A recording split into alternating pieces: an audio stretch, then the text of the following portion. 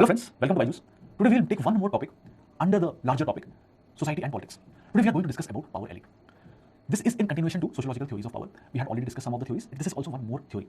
Now, in this particular session, first we will start with elite theory. We'll discuss about some theories given by some Italian thinkers, Pareto and Moscow. Then we will discuss about the theory given by C. Wright Mills. And then we will also look at some of the criticism of the theories that they have given. Then we will move to pluralist thesis, which is in opposition to the elite thesis. And then we will also look at its criticism. And we'll sum it up, we'll end it up with some theories, some models, some case studies from India. So this is what we are going to cover in this particular session. So we'll start it with elite theory. Now, what is this elite theory? What do we mean by elite theory? And to understand this elite theory, we first need to understand what do we mean by the term elite. That is something which we need to understand first. Now, elite refers to those individuals who are at the top, those few individuals who are at the top and who excel. These three things are important. A handful of individuals who are at the top who excel. It is a theory about that. About those individuals, about those minority who excel, who control resources, who monopolize power. Now, this particular notion, this elite theory, it is developing in reaction to Marxism.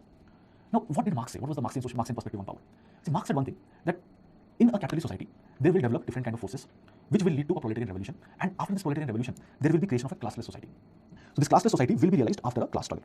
That is what Marx had pointed out. And this classless society will be there and they will be holding on to power together. But elite theory says that society is too large, it is too amorphous to exercise power. It is always a small group of people which holds on to power. Even if there is a proletarian revolution, even if you are trying to create a classless society, but over a period of time, finally it will be a small group of people who will be holding on to power, even if there is proletarian revolution. So even if there is a revolution, what they are saying is one kind of elite is going to replace another kind of elite. Now some elite, they are holding on to power, the capitalists, the bourgeois, they will be controlling different institutions, legal political institutions. Even if there is a revolution, some other elite will come and hold on to power. The point here is, it is only a small group of people who monopolize power. This is the meaning of elite theory. So what we will do is, we'll first discuss what is the classical elite theory. Now this classical elite theory, this theory has been propounded by it was founded by two Italian sociologists, Pareto and Moscow. Wilfredo Pareto and Gaetano Moscow. And both these sociologists, they feel that certain characteristics are there, certain personal characteristics are there in an individual, because of which they are able to monopolize power. So personal qualities are the basis for power. And both of them, they are rejecting communism, they are rejecting Marxism. They feel communism is an utopia and Marxism is an ideological bias. After these two thinkers, two sociologists, Pareto and Moscow, later thinkers like C. Wright Mills, they argued about the power that exists in certain positions, in certain organizations. In different institutions, in different organizations, there is hierarchy. And those who are at the top of these institutions, they hold on to certain power. So it need not necessarily be personal qualities. It can also be the power that is there at certain positions in some institutions. That can also be the reason for holding on to power. So the later thinkers are differing from Pareto and Moscow in this respect. They feel that hierarchical organization of social institutions allows some minorities to monopolize power. We'll discuss them in details. So first two things we'll discuss first, then we will move to C. Wright Mills. So the first thinker we're going to talk about is Pareto. Now Pareto in his work, Mind and Society, 1935, he talks about this elite theory. Now he says that any society today, it will have two different kind of groups. One group is in minority, another group is in majority. The group that rules, it is always in minority. The majority is always ruled. And why this small group of people are able to rule? He says these small group of people, they have certain psychological characteristics which sets them apart from the majority. Because of these certain psychological characteristics, they are able to rule. Now the question is, what kind of psychological characteristics they have? Pareto says, if you look at the governing elite, they have certain characteristics, and again, these characteristics can be divided into two types. Some governing elite are like lions, while some governing elite are like foxes. They possess certain qualities, and because of that, they are able to rule. Now these terms, lion elite, fox elite, these terms he had taken from the works of Niccolo Machiavelli, and he is using it in his own work. He says, among the governing elite, there are some people who are able to take strong decisions. They can take direct action. They can rule by force. These are the people whom he refers to as lions elite. But there are some people who have some other personal characteristics, some other psychological characteristics. They're cunning. Okay, they're very good when it comes to diplomatically. They're very good when it comes to manipulating others diplomatically. They're very good at wheeling and dealing. They can form different kind of alliances. So these kind of people are the foxes. So he says you require either of these characteristics to be part of the ruling elite. Now, if I have to give an example here, what kind of people will be considered lion elite? The kind of perception that is there about Sardar Vallabhbhai Patel. So he might be considered as a lion elite. But the kind of perception that is there for people like Amar Singh, they will be considered as foxes. They're very good when it comes to making alliances. Okay, so it will be an example of foxes elite. Again, I would prefer not to use these terms in the exam, but yes, for your understanding, you can say this. Now, what Pareto says is, there is a circulation of elite. It is not that the lions will always be in power or the foxes will always be in power. What happens is, the elite gets circulated. One kind of elite leads to another kind of elite. Now, according to Pareto, the masses, they do not have the rational capacities. So they will always be dominated. And they cannot be revolutionary. What he's saying is, masses will be ruled, the majority will be ruled, and the minority is going to always rule. But what happens is, the elites, over a period of time, they might lose out on their vigor. They might become decadent. And each of these elites, let's say now the elite, lion elite is in power. Now, this lion elite will not have the qualities that a fox elite possesses. And to stay in power, both the qualities are important. So lion elites can take strong action, but when it comes to forming alliances to stay in power, it might not be that good. It is not good when it comes to diplomatic manipulation. So over a period of time, it might so happen that this lion elite will have to admit some foxes, so that certain qualities that lion elite does not possess, these small group of foxes might help him in that. But once the fox elite comes into the structure, comes into the ruling minority, now they will try to increase their power equations over there. They will try to increase their influence over there. They will infiltrate, and gradually they will transform the character. They will have more of the foxes elite within that same ruling minority, and it might so happen that they will throw out the lions after some period of time. But what is happening here is, the foxes are now in power, but foxes do not have those capacities, those capabilities which lions possess. Foxes cannot take strong decisive action. Now, over a period of time, a small group of lions who are ready, who are committed, that they will restore the government, they can now form that, they can form their own strong cohesive group, and they might overthrow the foxes. And again, the lions elite over a period of time might lose its vigor, it might become decadent, and again, foxes will come into power. So this thing will keep on happening. Lions from their foxes, and again lions, and this is called the circulation of elite. What Pareto says is, history is not nothing but a never-ending cycle of circulation of elite. Sometimes line elite is there, sometimes focus elite is there. What is history? History is nothing but how change takes place over a period of time. And this change is taking place in this form. So this is the meaning of circulation of elite. And what he's saying is, whenever the elite is in power, they are not ruling you by some force or coercion. They will rule over people by with the help of some ideology. People feel that they deserve to be ruled by them. That notion is also there. For example, the divine right theory that used to exist, that the king has the divine right to rule. He is basically the representative of God here. So they will try to rule through ideological domination. One more thing here, Pareto also felt that modern democracies are nothing but elite rule. It is not that masses are directly able to participate. At the end of the day, it is some elite who is participating in elections. It is some elite who is controlling the government. And again, if government changes, if one political party gives way to another political party, there also one elite is giving way to another elite. In a political system also, you can find these examples, how one elite gives way to another elite. Not everyone can stand in elections. Not everyone can think of reaching to that position. People like us might find it difficult to reach to those levels of government. So this is the concept given by Pareto. Now, the next thinker we'll discuss is Mosca. He's again another Italian sociologist. He talks about elite theory in his book, The Ruling Class in 1939. He says, rule by minority is inevitable. It is always the minority who is going to rule, majority cannot rule.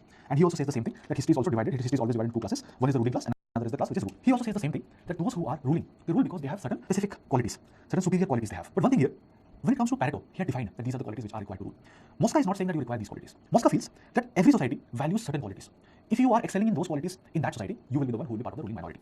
You don't require those specific qualities that Pareto talks about. According to Mosca, different societies value different kind of qualities. Okay, so it keeps on varying, and also it will vary from time to time. At present, maybe courage is valued. Tomorrow, something else is valued. So at present, who is more courageous might be part of the ruling elite. Tomorrow, some other capacity. For example, tomorrow maybe some specific skills are required. In case I'm excelling in those skills, I might be part of the ruling minority. So he also gives importance to certain qualities, certain material, intellectual, moral superiorities. And this content, he feels it varies from society to society. It varies from time to time. And he feels that these elites, they form a very small group, and it is a cohesive group. There is strong bonding among that group. They are conspiratorial, and they will also rule by some political formula. And he also says that democracy is nothing but another form of elite rule. He also talks about the same thing. And he feels that why democracy is an elite rule, he has some strong opinions. He feels that the masses, they are passive, they are apathetic, they're not concerned. So they need someone who will rule over them. And it is the elite who are ruling here. The famous quote that has been given by Abraham Lincoln, the democracy is the rule of the people, for the people, by the people. According to Mosca, if you look at Mosca's notion, yes, democracy can be a rule of the people, it can be a rule for the people, but it is never the rule by the people. So he feels democracy is also a type of elite rule. R. Michels, he talks about the iron law of oligarchy. He says distribution of power takes place through the iron law of oligarchy. What is the meaning of oligarchy? It means the rule of few. It also indirectly means that it is only a small number of people who are going to finally hold on to power. Now, R. Michels, he feels that majority cannot rule. And he gives reason for that. He feels majority is unorganized. It is too large. They cannot rule. And over a period of time, decisions are becoming more and more complex. There is specialization. The masses cannot take all these decisions. They do not have the capacity to take all these decisions. That is the reason he feels only a few people can take decisions. Just think like this. Our societies are changing at a very fast rate. Will the mass be able to take decisions on things like, let's say, blockchain technology or new information technology policy? They will not be. You have to rely on a few number of people who are specialists. So rule has to be by the few. So that is the reason he feels the distribution of power is on this basis. So minority rule is indispensable. And once they come to power, they perpetuate their own rule. True democracy, according to R. Michels, is a myth. So this is what R. Michels feels, iron law of oligarchy. Now, a very important concept, the concept given by C. Wright Mills, the concept of power elite. Now, what is this concept of power elite? Now, C. Wright Mills, he talks about this concept after analyzing American society. And he's not saying that elite theory is, this elite rule is inevitable.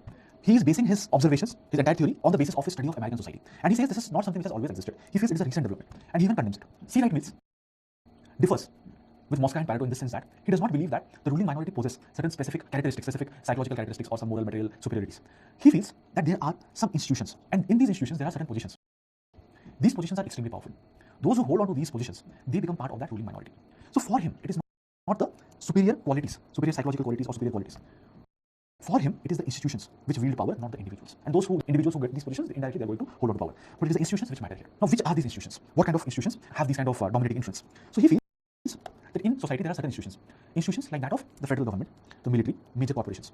If you are holding some important positions in these institutions, you become part of that elite. So elite for him is those who are holding command positions in these kind of organizations. They're holding the command post in these organizations, and he refers to them as power elite. He feels there is a coincidence of economic, political, and military power. He feels that elite who are part of these institutions, there is a frequent interchange of personnel among them. Among these institutions, there is frequent interchange of personnel.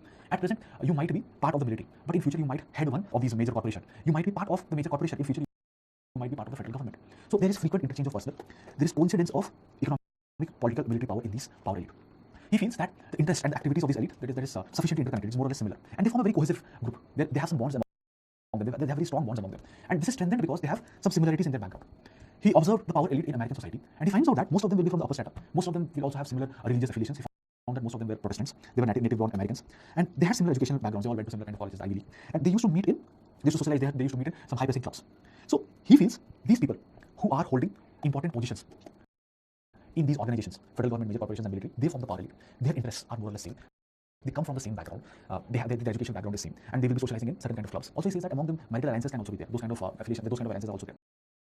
and he feels there is frequent interchange exchange of personnel among these institutions. These institutions forms the power elite. American society is dominated by power elite. That is what C. Wright Mills feels about. And he says that most of the decisions, major decisions of American polity, it is not the decision of the masses, it is the power elite which takes these decisions. For example, the decision to participate in World War, the decision to drop atomic bomb on Japanese cities of Hiroshima and Nagasaki. The masses were not part of it. It is the power elite which decides what has to be done, and they will have their own interests. That is the reason they will be taking these decisions. So, according to C. Wright Mills, it is the institutions. They have certain positions which wield sufficient power. So, individuals who have command posts in these institutions, they form part of the ruling elite. See, another study by Floyd Hunter, we'll see. Now, Floyd Hunter tried to study the distribution of power in Atlantic. Now, he is making a list of 175 leaders and from different categories. Those are holding position in politics, in business, and civic organizations. And then he's making a panel of 14 judges who represent different kind of interests. Religious, business, professional interests. And he's asking them to select 10 leaders, topmost leaders, who they feel they are the topmost leaders. And there also he finds that half of the leaders who were chosen, they were all upper class businessmen. So here also that elite thesis proves true. Certain kind of people are considered to be better leaders than others. So the study of Floyd Hunter also overlaps with what we have been considering till now. Now we look at some more perspectives about this elite thesis, elite theory. Now we look at some of the perspectives given by Merton, Aaron, Gilas, and David Lane. Now Robert K. Merton, we have discussed about his theories in detail. Now he also had given some opinion about power elite. He also studied, in fact he made a comparative study of elites in different countries. He says the power elite, they're recruited from the same social classes, and power elite consists of people who have similar kind of backgrounds. They're all educated in prestigious colleges, and they will have similar interests, they will have similar orientation. Raymond Aaron, he tried to apply the elite theory for USSR, for the communist society. He finds that in USSR, political, economic, military power, everything is concentrated among the hands of a unified elite. And they have absolute power. Since everything is concentrated among the hands of the elite, they decide on everything. There is no restriction on their authority. Mass has no defense against the elite. Milovan Gilas, he also studies power elite, and he feels that the ruling elite, they are focused on self-aggrandizement. He feels that the ruling elite is a corrupt, opportunistic, delusional man, and they are armed with ideologies of hatred. And the main motivation is brutal nation building and self-aggrandizement. So they are just focused on themselves. They're all corrupt, they're opportunistic, they're delusional. David Lane, he is defending the Soviet system. He's saying yes, there was this elite rule, power elite rule was there, but he feels that this elite rule had some purpose over there, that centralized everything because they wanted to go for industrialization and economic development. That was the major objective. So it was a means, it was not an end in itself. And when it was felt that these goals have been achieved, there were deliberate attempts to loosen hold of the power elite, and freedom was given to the masses. So David Lane opposes the fact that the thing that has been pointed out by Raymond Aaron, that masses did not have any defense against the elite. He's saying yes, masses might not have had some defense at some point of time, but at the end, masses were given the freedom, and whatever they were doing, it was a conscious thing, it was a deliberate thing. It was a means towards a particular end. So what we can conclude from all these things, from all the notions about elite theory, from all the perspectives about elite theory is, power is concentrated in the hands of a cohesive, homogeneous community, minority. So minority holds on to power, and it is self-conscious, it is cohesive, it is homogeneous. Cohesive means there is some sort of bonding among this community, they are aware of it, and it is homogeneous. They have some similarity. You already saw that many of them have similar educational background, or many of them come from a particular kind of institution. And they exercise power on a majority, amorphous majority. Majority is not organized. It cannot hold on to power. So that is the reason it is the minority which exerts influence over them. But dominance, it need not necessarily be through coercion. Other mechanisms can be used for domination. It can be violence, it can be coercion, but other mechanisms can also be there. For example, how you are formulating social values on that basis, through middlemen, through command positions in key institutions. This way, dominance can be there. So this way, elites, they rule over the majority. But there has been a lot of criticism to these theories as well. Not everyone agrees with the fact that it will always be the minority which is going to rule. And again, the different steps that they have given, the different points that these elite theorists have talked about, there has been a criticism to that as well. So what have been some of the major criticisms? Now, Robert Dahl, he says that power is not concentrated among a few hands. He's saying that it is dispersed in the society, and we will see what he talks about. We will look at his thesis. He talks about the pluralist thesis. We'll look at it. Now, C. Wright Mills' observations were on the basis of American society, so we cannot apply it universally everywhere, only specific to American society. Now, over a period of time, because of industrialization, there has been increase in division of labor. It has led to specialization. Specialization has created different kind of groups. Different groups have different interests. They will have different attitudes. So it is difficult to hold power by a minority. So specialization has further diffused power in the society. Another criticism is this classical elite theory, the theory that has been propounded by Mosca, Pareto. It is very simplistic in nature. It does not take into consideration the different kinds of ruling system, democracy, feudal societies. So they have not taken these things. In feudal society, the nature of rule can be different. In democracy, it can be different. Those nuances have not been taken into consideration. Apart from that, both Pareto and Mosca, they talk about superior qualities. Pareto talks about the lion and fox elites. Mosca talks about certain moral, material superiorities. But how do we measure these superiorities? How much do we have to reach on their scale? All these things are not there. Apart from that, P.B. Bottomer, he says that elite circulation need not necessarily be there. It is not always there. Sometimes it might happen, but not always. And those who are ruling, for them, power might not be the only motive. Some people might be willing to rule because they might have some altruistic motives. But according to all these theories, what they're trying to say is everyone is trying to hold on to power. Everyone wants to have power. But not necessarily everyone wants to have power. Some altruism can also be there. Now, public opinion has also become very important. We are saying that it is a ruling elite, a small group of people who are holding on to power and who are ruling over people. But now, public has also become very important. They have become very active. So not necessarily it will be the elite who is the most important factor. Westergaard and Ressler, they are also criticizing one more dimension. Now, the classical elite theorists, thinkers, they are looking at one factor, that who is finally taking the decisions. They feel that those who are taking decisions, they are the ones who are holding on to power. They are the ones who are powerful. They are the ruling minority. But Westergaard and Ressler feel that power does not lie with those who make decisions. It is visible through consequences. Sometimes what can happen is a decision is taken, but the decision is taken in such a manner that it is considered as a safe decision. It is actually benefiting someone else. And these people, they did not take the decision, but they might have forced someone to take the decision. So in that situation, these are the people who are actually powerful. These people have only taken the decisions. So decision making and power, they might be two separate entities. Sometimes not taking a decision is also a kind of exhibition of power. And why you're not able to take a decision? Because someone else is influential here. So we need to look at power from these dimensions as well. So Westergaard and Dressler are raising objections to these kind of perception that has been given by the classical elite theorist. Now, this notion of superior psychological and moral qualities have been questioned again and again, and sometimes it was felt that these superior psychological characteristics or moral qualities, they have been seen as legitimizing the rule of Hitler and Mussolini. So that way also they have been criticized. That fascist powers, they always said that we are, or these theories basically legitimized, they are coming to power, coming to power of Hitler and Mussolini. So that way also this has been criticized. So all these things are the criticism of the elite thesis, the elite theory, elite power theory. Now, what we will see is there is one entire discipline, an entire stream which criticizes this elite theory, the pluralist thesis. It believes that power is diffused in the society, or it believes that power is not just held by some people, there are different other influences. So we will discuss this pluralist thesis, which is also a critique of elite thesis, and we'll discuss about Robert Dahl's work, Who Governs. What does it talk about? Pluralist thesis. Now it is rising or it is emerging as an opposition to these elite theories, and it is trying to defend different institutions, modern institutions like democracy. But one thing, it is not rejecting the elite. It recognizes the elite within the democratic framework. Elite theories, they say that democracy and elitism is incompatible. Moscow they specifically mentioned this, that democracy is nothing but a type of elite rule. It is not the masses who are actually participating. Democracy, as had been envisaged, it will be a rule by the people, of the people, for the people. It is not so. It is, according to these elite theories, it can be a rule for the people, of the people, but it is never by the people. It is always the elite rule. But pluralists, they feel that elite rule, that elite and democracy, elitism and democracy both are compatible. So this is how elite theories and pluralists, they differ from one another. And what pluralist thinkers feel is, in society there is not a concentration of power among a few hands. They feel there is a dispersion of power. That is the difference here. Now we will see why this elite pluralism comes into being, or what is the cause for elite pluralism. Now again, the root cause here will be specialization. Specialization as a consequence of industrialization and division of labor. And because of this, now you have different occupations. People are having diversified occupations. People will have different interests. People's economic interests, social interests will be different. Now because of these different interests, among people there will be bargain, there will be compromise. And different people will feel their own representatives. And because of that, there will be elite pluralism. And in such a scenario, it is the government which will try to mediate between all these divergent interests. It will try to play the role of a broker.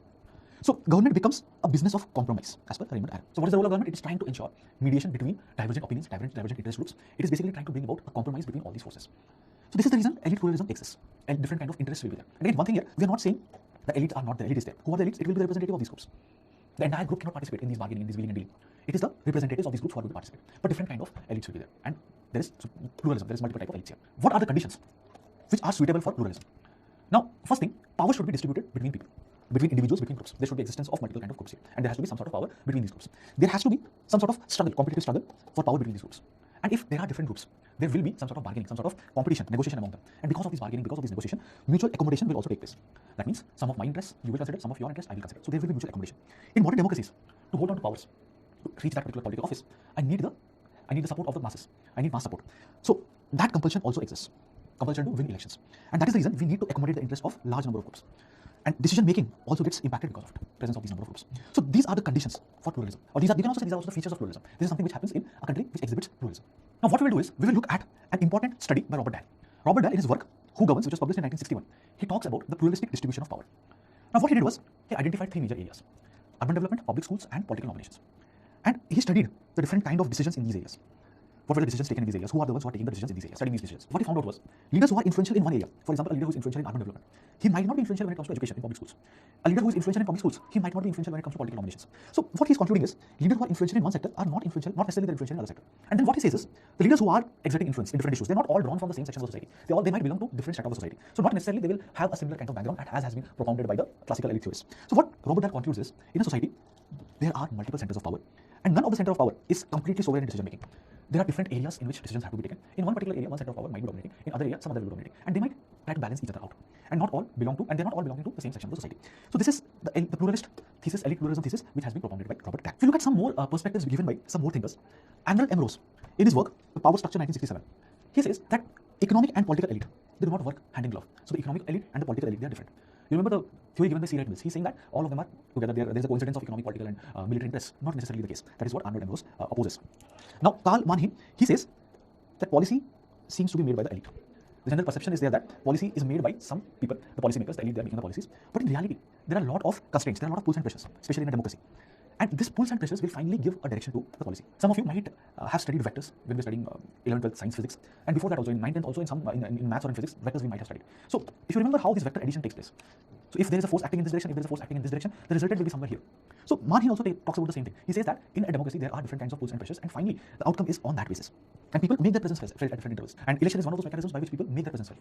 So people keep the elite in check at different points of time. Another perspective given by Anthony Downs. Now Anthony Downs, he in his work, An Economic Theory of Democracy 1957, he also talks about certain perspectives. He basically says that just like in market, how the producers and consumers, they behave. and finally they arrive at a particular price. Similarly, the same thing happens in the society. Trade unions, association, they will also defend the interest of their members. They will also defend the interest of their workers. So there are different pulls and pressures, and that way the final decision is also getting impacted. So these are some more perspectives apart from the perspective given by Robert Dahl. There have been some criticisms of these pluralist theses. One major criticism is that they also try to locate power in decision making or activities which impact decision making, which might not be the case. Another criticism is power can be exercised in different ways. There can be different phases of power. It might so happen that there are certain groups who are demanding something, and finally that whatever they were demanding, you are deciding yes, you are deciding in favor of that particular group. So one way you can perceive this entire scenario is that there is plurality of actors because of the pressure exerted by these actors that the decisions were taken. Yes, it can be correct, but it can also be looked at from other perspective. It was the elite who finally decided whether we should consider the demands of those actors. Had that particular demand had that particular demand, if that particular demand would have impacted the power elite, then they might not have taken the decision. They would have seen that it is not impacting them at all. So if it is not impacting them at all, their position remains the same, they continue to remain powerful, then they would have given in to those demands. They would have taken the decisions in favor of that particular group. So we need to look at this perspective also. If the plurality of actors exist, and if these actors are demanding something which is at the cost of those who are at the cost of the elite who are taking decisions, that means this pluralist hypothesis is working. But if they are taking only safe decisions, which does not impact their performance, or it does not impact their survival, then it is at the end of the day it is only elite rule. So we need to consider those factors as well. We need to this particular pluralist thesis should be able to differentiate between what issue is important, what issue is not important. And they also ignore the results and the consequences. Power is manifested in its consequences. We are not looking at these dimensions. So these are some major criticisms of the pluralist thesis. Now what we will do, we'll look at just one or two case studies from India, whether what kind of power structures we are having. So one study by M.N. Srinivas, he had studied the Rampura village in Karnataka. He finds out that those particular castes who are considered higher as per the caste hierarchy. We know what is the caste hierarchy. Generally, Brahmins are considered at the highest level in this hierarchy. Brahmins, Kshatriya, Vaishya, Shudras. So that is a hierarchy. So he observes that there is a particular caste which is higher up in the hierarchy. But this particular caste is not the most powerful. Powerful is some other caste. For example, the Okaligas. They were the ones who dominated the village councils. The Madhav Brahmins, they were higher up in the caste hierarchy, but they are not dominating the village councils, which takes different decisions. So here you are having plurality of actors. So that pluralistic model will fit in here. Another study was there by Yogendra Singh. He studied some villages in UP, and he finds out that the castes which are owning the land, they are also the ones who are wielding real power.